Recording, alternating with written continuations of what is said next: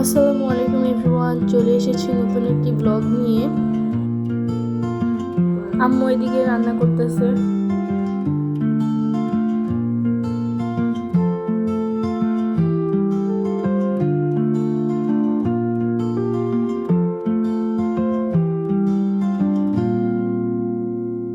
আর বাইরে অনেক জোরে বৃষ্টি হচ্ছে।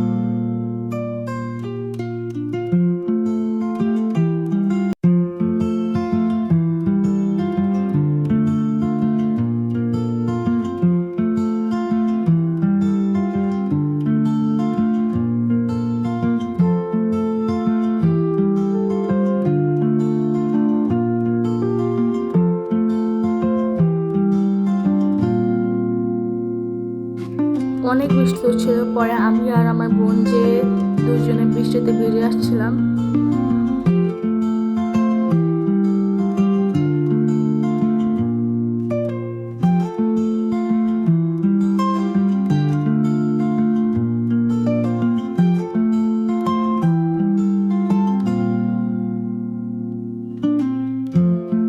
তারপর সন্ধ্যাবেলা আমি আর আমার বোনের জন্য ভাত ভাজা বানাইছি, কিন্তু ও খায় নাই, আমাকে খেতে হয়েছে পুরা।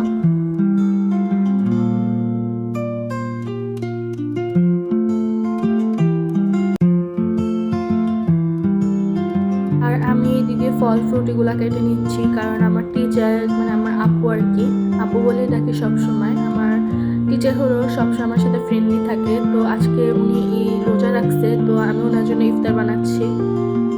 উনি খেতে চাচ্ছিল না, জোর করে আমি খাওয়াচ্ছিলাম। এখানে আপেল, কলা, আম, আতা ইত্যাদি, ট্যাং, খেজুর এগুলো ইত্যাদি দিছিলাম। আর সন্ধ্যাবেলায় আমি বারান্দায় দাঁড়িয়েছিলাম, হঠাৎ করে দেখলাম ফ্লাইওভারের সব গাড়ি যে দাঁড়িয়ে আছে, মেবি জ্যাম। প্রায় 1 ঘন্টার মতো গাড়িগুলো দাঁড়িয়ে ছিল জ্যামে।